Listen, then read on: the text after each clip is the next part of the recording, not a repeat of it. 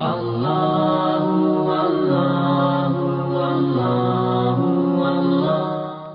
کائنات علیہ السلام نے فرمایا کہ اس سے مدد لو، قرآن کریم کی کتاب سے مدد لو، جو قرآن سے متمسک جڑا ہوا رہے، چاہے روزانہ ایک پیج ایک رکوع پڑھنے کے ذریعے سے ہی۔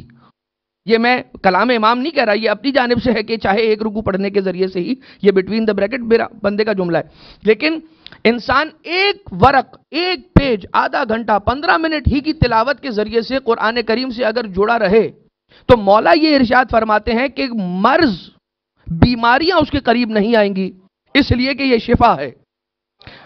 ظلمت اس کے قریب نہیں آئے گی، اس لیے کہ قرآن نور ہے۔ اور فقر اس کے قریب نہیں آئے گی، اس لیے کہ یہ تونگری ہے، یہ بے نیازی ہے۔ قرآن کریم بے نیاز کرنے والی کتاب ہے۔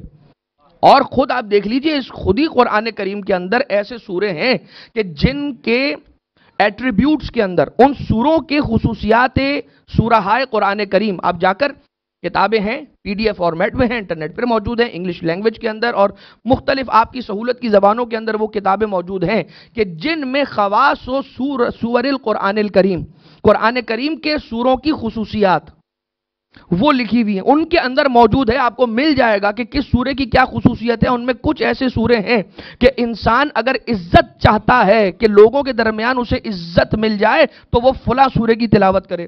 وہ چاہتا ہے کہ تنگ دستی ختم ہو جائے، بے نیازی ہو جائے، اس کے کسی کا محتاج نہ ہو تو فلاں سورے کی تلاوت کرے۔ اگر چاہتا ہے کہ آفات و بلیات سے محفوظ ہو جائے تو ہمیشہ فلاں سورے کی تلاوت کرے۔ آپ کو یہ ساری خصوصیات والے سورے مل جائیں گے۔ لیکن چھٹے امام علیہ السلام نے ایک ایسی حدیث ارشاد فرمائی کہ اگر اس حدیث کو بھی ہم نے تھام لیا تو تقریباً ہمارے مسائل قرآن کریم سے حل ہوتے ہوئے نظر آتے۔ ہم ظاہر سی بات ہے، ہم تو وہ ہیں کہ جو صرف قرآن نہیں بلکہ قرآن اور اطرت اہل بیت علیہ السلام کے ساتھ ساتھ تھامے جانے کے قائل ہیں۔ لیکن جو امام معصوم علیہ السلام ہی نے قرآن کی خصوصیات بیان کی ہے وہ آپ کی خدمت میں عرض کی جا رہی ہے۔ چھٹے امام علیہ السلام فرماتے ہیں کہ مجھے تعجب ہے کہ لوگ چار مشکلات، چار چیزوں کے ذریعے سے کیوں حل نہیں کرتے۔ اپنی چار بڑی مشکلات ان چار آیات قرآنی کے ذریعے سے کیوں حل نہیں کرتے۔ مجھے تعجب ہے کہ جسے خوف ہو وہ حسبنا اللہ و نعم الوکیل کیوں نہیں پڑھتا۔ چھٹے امام علیہ السلام فرماتے ہیں کہ مجھے تعجب ہے بڑا اس شخص پر کہ جسے خوف ہو وہ حسبنا اللہ و نعم الوکیل کیوں نہیں پڑھتا۔ اس لیے کہ جب حسبنا اللہ و نعم الوکیل پڑھتا ہے تو وہاں سے آواز آتی ہے فانقلبوا بنعمت من اللہ وفضل لم یمسسہم سوء، کہ یاد رکھنا ہم نے پلٹ دی تیری مقدر، تیرے مقدر کو پلٹ دیا ہے، اب برائی تیرے قریب نہیں آئے گی۔ انسان کہتا ہے حسبنا اللہ و نعم الوکیل اور وہاں سے آواز آتی ہے کہ فکر نہ کر ہم نے تیری قسمت کو بدل دیا، اب کوئی برائی تیری طرف نہیں آئے گی۔ جس کا خوف تھا اب اس سے امان پا کر بیٹھ جا۔ جس کو غم ہے وہ لا الہ الا انت سبحانک انی کنت من الظالمین کی تلاوت کیوں نہیں کرتا؟ اس لیے کہ جب اللہ کا بندہ یہ آیت پڑھتا ہے تو پروردگار عالم اس جواب کے ذریعے سے اس کے غم کو دور کر دیتا ہے فاستجبنا لہ ونجیناہ من الغم وکذالک ننجی المؤمنین۔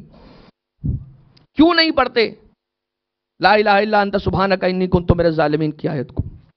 جس کے ساتھ مکر و فریب ہوا ہو یا جسے مکر و فریب کا خوف ہو کہ میرے ساتھ فراڈ ہو جائے گا، یہ زمانہ تو وہی ہے نا کہ احساس اتنا ختم ہو گیا ہے، مروتیں اتنی مر چکی ہیں، انسان کا ضمیر اتنا مردہ ہو چکا ہے کہ جس کو جہاں موقع ملتا ہے، جس کا مال اس کے پاس امانت کے طور پر آئے یا کسی اور معاملے میں اس کے پاس آئے وہ واپس نہیں دے گا، چاہے وہ چھوٹی رقم ہو اور اگر بڑی رقم ہو تو اور زیادہ۔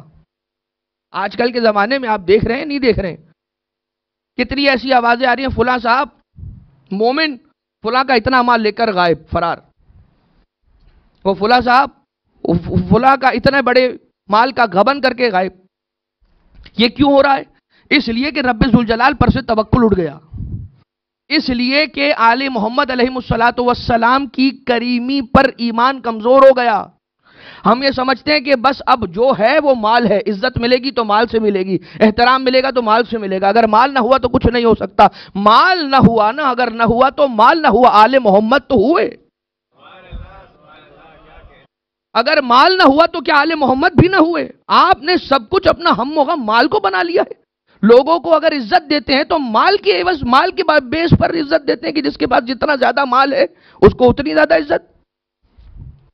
چھوڑ دیجئے، اس لیے کہ یہ کام سارے شیطان کے کام ہیں۔ خیر، تو امام علیہ السلام فرماتے ہیں مجھے تعجب ہے اس بات پر کہ جو مکر جس کے ساتھ ہوا ہو وہ یہ آیت کیوں نہیں پڑھتا ہوا وَأُفَوِّضُ أَمْرِي إِلَى اللَّهِ إِنَّ اللَّهَ بَصِيرٌ بِالْعِبَادِ فَوَقَاهُ اللَّهُ سَيِّئَاتِ مَا مَكَرُوا۔ جواب آتا ہے پروردگار کا، فَوَقَاهُ اللَّهُ سَيِّئَاتِ مَا مَكَرُوا، پروردگار ان لوگوں کی برائیوں سے اسے بچا لیتا ہے جو مکر کرنے والے لوگ ہیں، اور جو چاہتا ہے کہ اسے دنیا کی زینت اور دنیا کا خیر مل جائے، اسے کیا چاہیے؟